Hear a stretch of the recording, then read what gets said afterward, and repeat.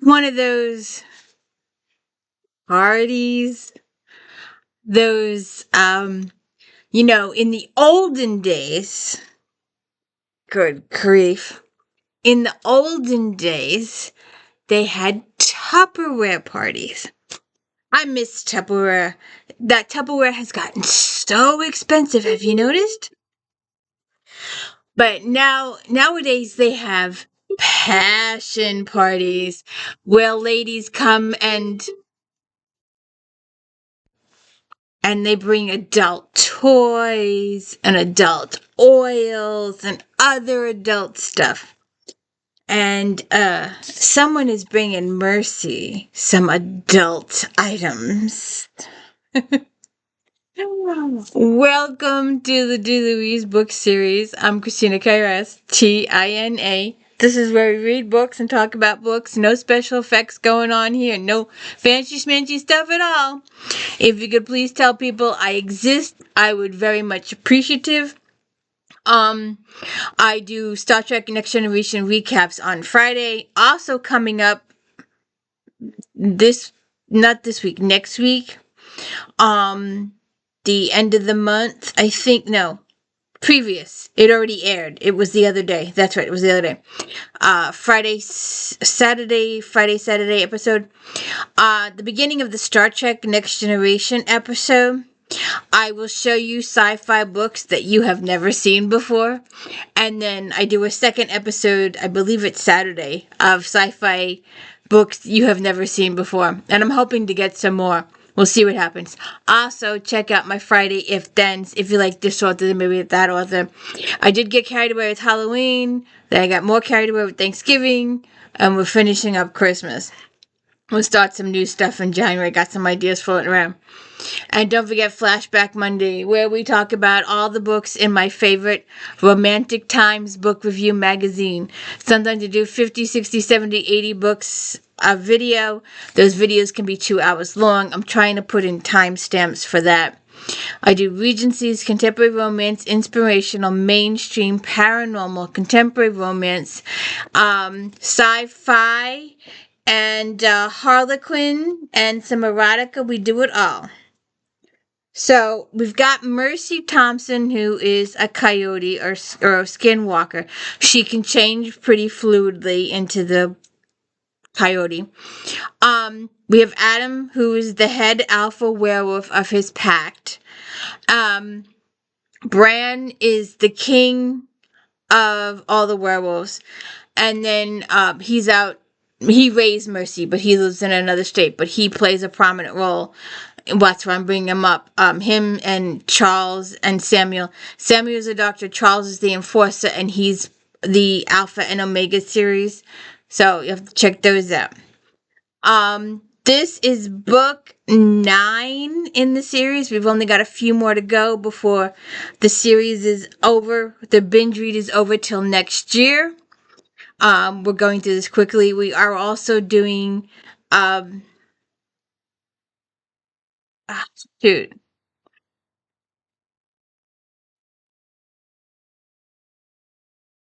Shoot. Catherine Coulter's FBI series is right in front of me. We have 27 books to go in that. We're on book 1, 2, 3, 4, 5. Book 5, I think. I'm not sure. I'll double check it later. So look forward to more of those. So anyways, back to this. So Mercy, and we have Daryl and Samuel and a few other wolves around. And we've got a situation here. First, well, the humorous stuff in the beginning is funny, and I thought I would share a little of it. So we have a little left over from the last book. Joe, Lucia and Joe lost their house due to the events in the previous book. So we have Joel, who is a Tibicena.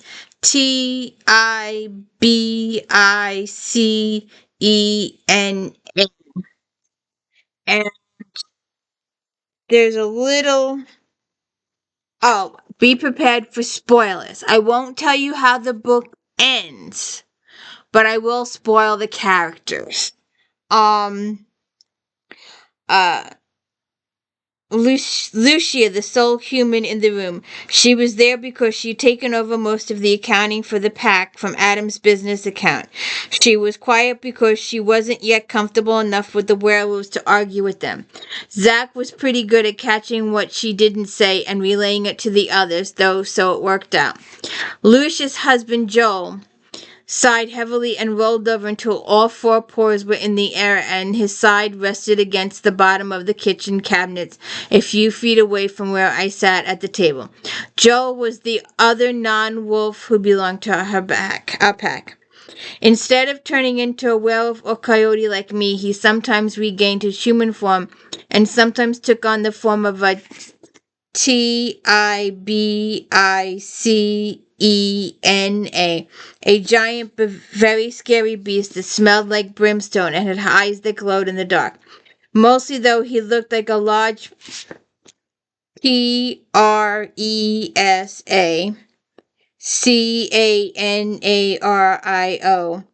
a dog, slightly less imitating to people than a werewolf. So we have him. He's one of the external characters that plays a part in the book later on. And one of Jessie is Adam's biological daughter from his previous marriage, and Christy also plays a little bit part in the series. Christy has been proven to be a pain in Mercy's butt because she's forever trying to play the needy. Christy is Susie Homemaker from the 50s, the cooking and the cleaning stuff from homemade, making homemade pasta from scratch, however you want to say it. One of my shows was saying how and it just, I don't know why it just popped in my head, but one of my shows says, they were talking this morning about the fact that in the north it's stuffing and in the south it's dressing for stuffing or stovetop. And they were also saying how a northerner, if they're going to tell you where to go and how to get there, they're going to tell you where to go and how to get there. And a southerner, well, just bless your heart. And if someone says that to you, you know you're in damn trouble. So anyway, so one of Jesse's friends comes over, and Mrs. H. We never do learn her name at all. She's just Mrs. H, and she's trying to sell Mercy. Let me do this. Vitamins. Liquid vitamins. And her husband is up in his office, and because they're all werewolves, even though she's talking in a low tone, they can still hear her. So she has some fun with this. She has some real fun with this. So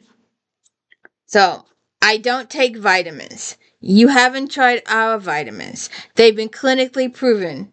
They make my hair fall out, Mercy said. Mercy's going to hate me forever. Mom's going through all her friends, all of her acquaintances, all of the people at her gym, and now she's going after my friend's parents. Don't worry about Mercy, Jessie told her. She can take care of herself. And then her mother's making her sales pitch to Mercy.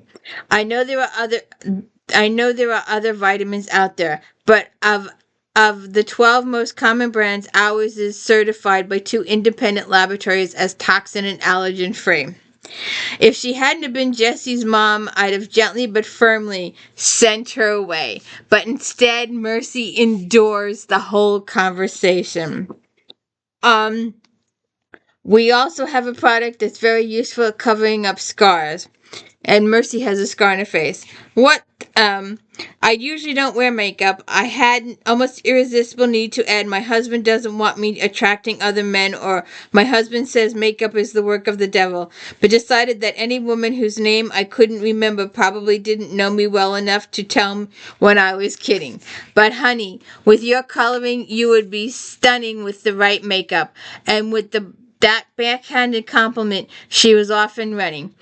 Izzy's mom used natural and herbal to mean good. Toxin was bad. There was never any particular toxin named, but my house, my food, and apparently my makeup were full of toxins. And she goes on and on and on. And then she says, she has essential oils. And she said they were called the Spanish doubloon. They're living essentials. I don't know what I would do without my essential oil, she says. I used to have terrible migraines. Now I just rub a little on Gia's blessings on my wrist and temples and poof, no more pain. If it wasn't that bad, I admit my eyes watered a little from the peppermint oil. Joel sneezed and Izzy's mother gave the stink eye from upstairs, a gagging noise and loud coughing. Ben wasn't here, and I didn't think Zach was the type. I'd have thought Adam and Darryl would have been more mature. If I'd had any doubt they were teasing me, it would have been dispelled by the way they were careful to be just quiet enough that Izzy's mother couldn't hear them. Gia's blessing contains peppermint oil, Izzy's mom said. Lavender, rosemary, and eucalyptus, all natural oils blended together. We have remedies for a variety of ailments. And then she goes on to say about Jockett. Then she also goes to talk about a blue pill situation. And then Mercy tries to be funny with Adam and says her husband can do it numerous times, and sometimes he wakes her up in the middle of the night with a nudge, and the nudge joke works the whole freaking book. It carries on through the whole book. So then we're finished with this, and then we get an emergency phone call from the police. There's something on the bridge that's killing people and harming them and destroying cars and vehicles and destroying the bridge. And they've tried to shoot it with everything they've had, and nothing is working. It's not even phased. So they call Mercy and Adam, and the whole pack go out. And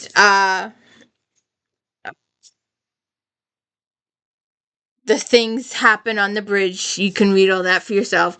But obviously, since it's only chapter 2, things work out and they save the day. And they gain a positive reputation with the public.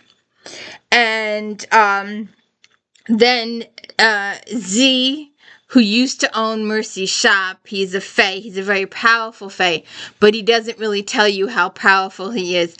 And he has a son named Tad, who is half fae. And apparently, everybody was led to believe that Tad would grow up human. Well, apparently Tad has grown up with some fae powers in him. And because of all the stuff that happened in previous books, the fact that the fae were not getting used to humans and were having difficulties with humans, they decided they were all going to stick to reservations, and all the fae disappeared from the world, and they ended up in invisible reservations.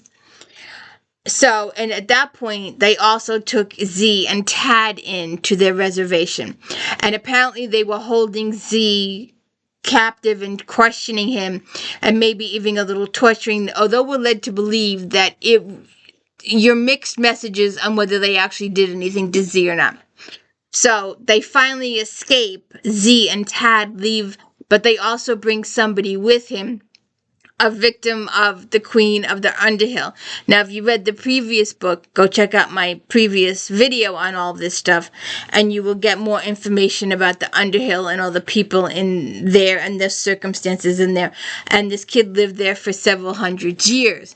And it's the old Rip Van Winkle situation where you can go in Underhill and you could spend a day and lose a year outside. So he's been in there a very, very long time, and this kid wanted out.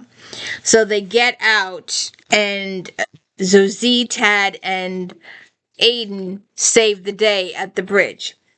And then he requests uh, s- um, sanctuary, protection from Mercy and Adam, and Mercy gives it to him. And then we have a situation with the pact. And I wanted to see if I can find that page. Um, she's always going off. She can't even tell time anymore. Um, but the pact has had an issue with Mercy because um, she's not Christy. Christy wasn't anything. Christy was just a human. But like I said, Christy was Susie Homemaker. She did all the cooking and the cleaning, and she took off the wheels, and she was very feminine, and she was very needy and clingy, and Adam divorced her, and it took him several years to get Mercy to convince her to marry him. She was very skittish, she was independent. Adam had been so used to Christy's neediness that he didn't understand Mercy's need for independence, and that was a negotiation down there. But so then Adam holds a meeting after this. Um,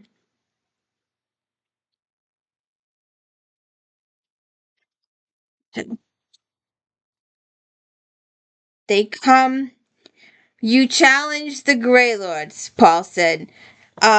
We can't take on the Grey Lord's mercy. He had a point, but he was looking at what I had done from the wrong point of view. I stood up again and then hesitated, waiting for Adam to ask me to sit down until it was my turn to speak. Adam was a stickler for order and proper procedure in the pack meetings, but he simply watched me with an expression I couldn't read, so I decided to go ahead and answer Paul's statement. I grew up in the Morix pack, which is Bran, which is the king vampire. Um, I and Mary Jo's like, well, good for you. So can any of you imagine the Fae sending a troll into Marik's territory, into Aspen Creek, or say Missoula? Can any of you imagine what the Marik would do if they did? No, Bran would not allow ravaging troll in the territory. What's your point? Ariel says. The Fae and Walla Walla either do not respect us, or they did not think that we would come to the aid of a human inhabitants in this city. Maybe both. As a result, people died and wolves got hurt. If they know that we will defend our territory against them, maybe they'll think twice before sending another troll. But the Merrick wasn't here, Paul said. No. Do you think Bran would go kill the troll himself? He has more critical work to do. He'd send his minions to go kill the troll. So then they do some more talking, and Adam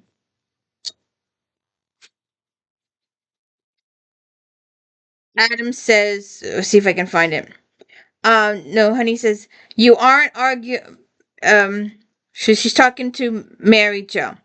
You aren't arguing with Mercy because she's wrong. You're arguing with her because you don't know who she is. You think she's some dumb bimbo who seduced our alpha and stumbled into a stupid magic trick that allowed her to become part of the pact.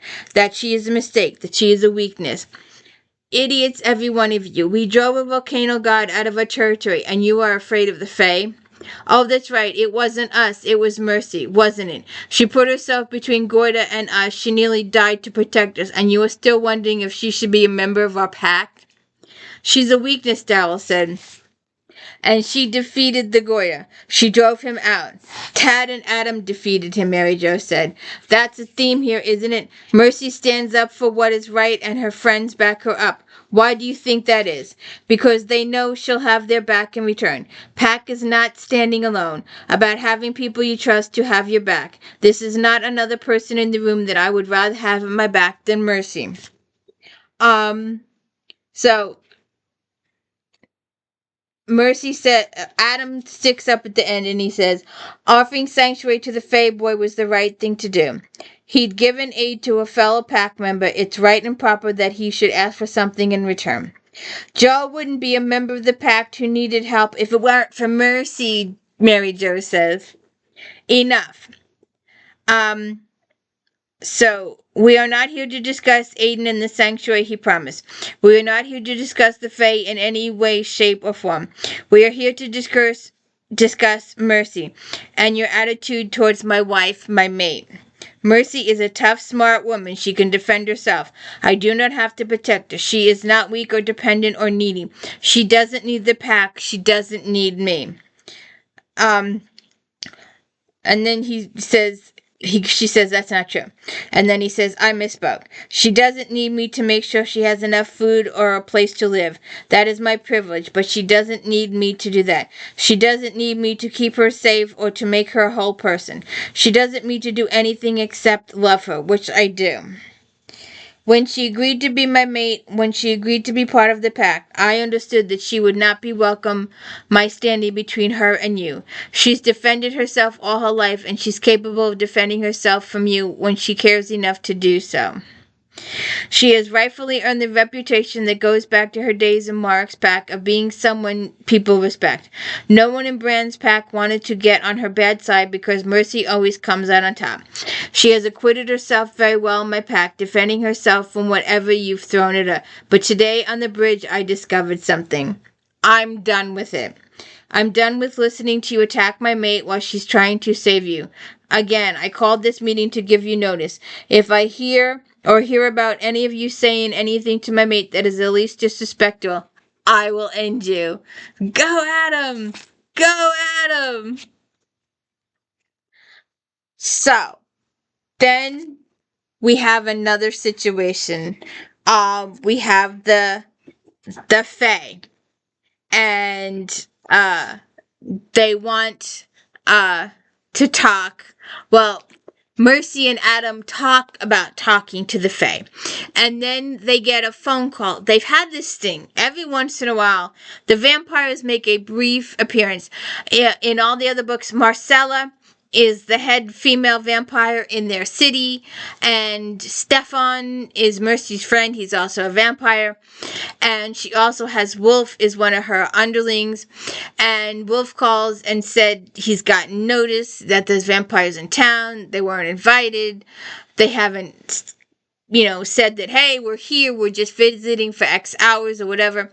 And they have this big negotiation with Adam. So Adam and Mercy go to greet this guy, Thomas. And he has the Flanagan with him. And they decide, they talk a truce with them. They're going to meet with the Fae, and Mercy and Adam are going to tag along. That way they don't have to ask to meet with the Fae, and they have a big negotiation meeting there. And she is the dragon under the hill is the title. The Flanagan was not a dragon in that sense. He was a powerful Fae Lord whose elements were both fire and earth, in a way that was similar to the red dragon of the Cymry, who was, for all we know, is still a true dragon. Adam calls the Fae the Widow Queen Nuth. Her other name is Black Queen. She is a Sid Fae, a Grey Lord. And we get their individual stories at the meeting, and we have this big meeting. And the rest of the book is dealing with the Fae and negotiating, learn about them, and how we can work around this. And there's a smaller sub-story with one of the other werewolves that we really hadn't seen before. And so they have to negotiate with the Fae. They have to find a suitable solution to the situation without any more human deaths.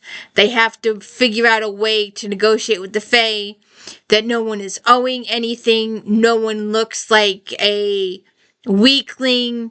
The Fae put on a demonstration for the human population. So there's all this give and take for the rest of the book. And there is another couple of battles to go through before the end of the book. And we also have to deal with Christy and her little temper tantrums too. But the whole stuff about Mercy and the oils in the beginning of the book is just absolutely hysterical. So it was like we were getting a little of Janet D. Leon Fortune series in there. So I hope you will join me for Catherine Coulter's next book. And I hope you will join me for Silence Fallen in a couple days. We will check that out. But this was book 9. This is book 10. There's only 14 books in the series thus far. So if you could please check it out and please hit the like and subscribe, I'd really appreciate it. And really, the first chapter is hysterical with all that oil stuff and the manhood stuff and the nudging stuff. It's just so cute. So please hit the like and let people know I'm here. I exist. There's over 1,000 videos and no one even knows I'm here. I'd hope to get 500 subscribers by Christmas. It may not happen. I'd like 1,000 though. But I don't think that's going to happen either. Got to be realistic here. Thank you. Have a good one.